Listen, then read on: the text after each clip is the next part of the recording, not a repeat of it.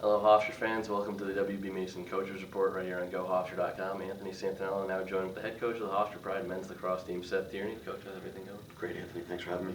So a tough way to end the Hofstra Pride season in the CAA tournament semifinals. You guys take an 11-8 loss to the Fairfield Stags. Another big game from Colin Burke ends the Hofstra Pride season. Just talk about the loss. Yeah, any loss is always tough. This one obviously has a little bit more sting to it because it's the last one of the season. And Colin Burke played really well. He did, and they're a good team. There's no getting around it. They really had a good season. But I will tell you this: so did we. 9-5, a couple of great wins, and a couple of great seasons for a lot of our guys. Awfully proud of what we accomplished this year, turning it around from last year, and certainly with a couple of injuries. Linares being the biggest one, and we had opportunities to win that game and certainly win some other games.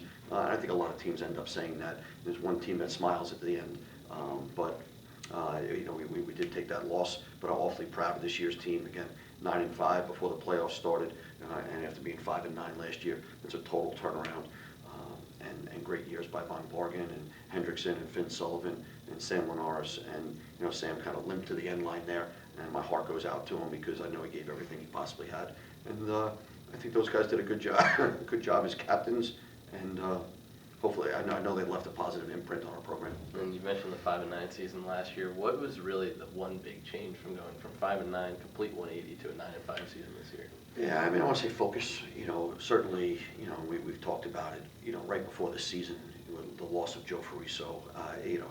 You don't blame anything on that, but I will tell you that Joe Fariso had this Rudy type of impact on our team. I don't know how much playing time Joe would have gotten as a Hofstra lacrosse player, but I know the impact he had on our program because for the first big portion of the season, we were numb.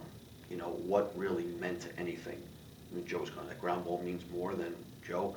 This game, does it really mean more than a life of one of our guys? And until we can learn how to process it, we went on a little bit of a stretch and couldn't figure it out. I know a lot of coaches go through some things. Everybody's got tragedies. You do this long enough in your program. But I was, for 2 years ago, I've never been more proud of a 5-9 team. I thought we won that year compared to on how we handled some of that adversity. And then this year, right from the get-go, the captains took over and again got out of the blocks pretty quick with a couple good scrimmages and then a couple big wins. And some of those big wins, maybe they weren't as big for us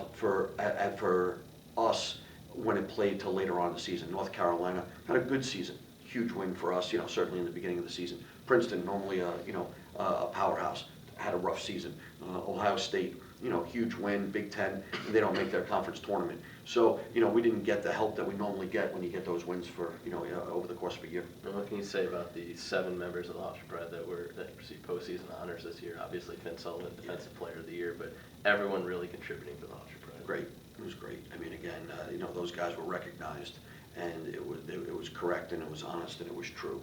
For Finn Sullivan to get Defensive Player of the Year in the CAA, that's from where how his career just escalated all the way through. It was unbelievable, and certainly for just speaking of the 4 seniors, with Von Bargen, Hendrickson, and Linares getting awards, it's great to see those guys go out being recognized. The way they were.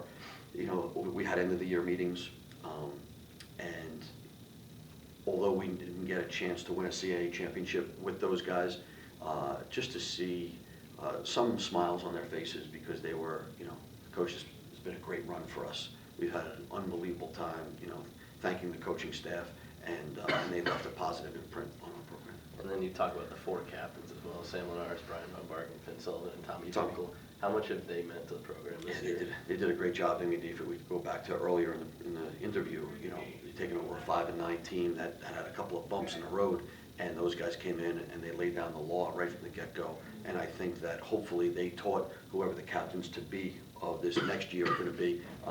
Hopefully they taught them something. We never ask anybody to be someone else. I don't want someone for next year's team to be Finn Sullivan or Von Bargen or Hendrickson or Linares or whoever it may be. I want them to be them. but I also, I know that those guys taught the guys that are coming back next year, and they taught them some good stuff. Obviously, it's a long way ahead, but what's the outlook for the 2017 season? Yeah. You know, I tell you what, this, the way of the world is crazy, so we're gonna have our eyes and ears open over the summer, with any players that are available or not available, or what's gonna take place there. We're gonna continue to recruit, and continue to, you know, we've got 7 guys recognized in the CAA. We're gonna continue to recruit those players.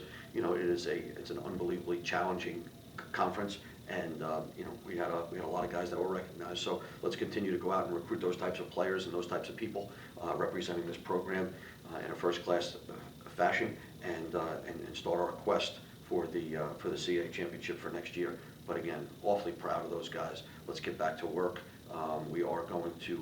We're fortunate enough with this year's team that in a few weeks we're going to take the whole team to Japan, and we're going to play against the Japan national team in one of their stadiums, and it's going to be a great send-off for guys that really did a great job for our program. Head coach of the Hofstra Pride men's lacrosse team, Seth Tierney. Coach, thanks for the time, and enjoy the offseason.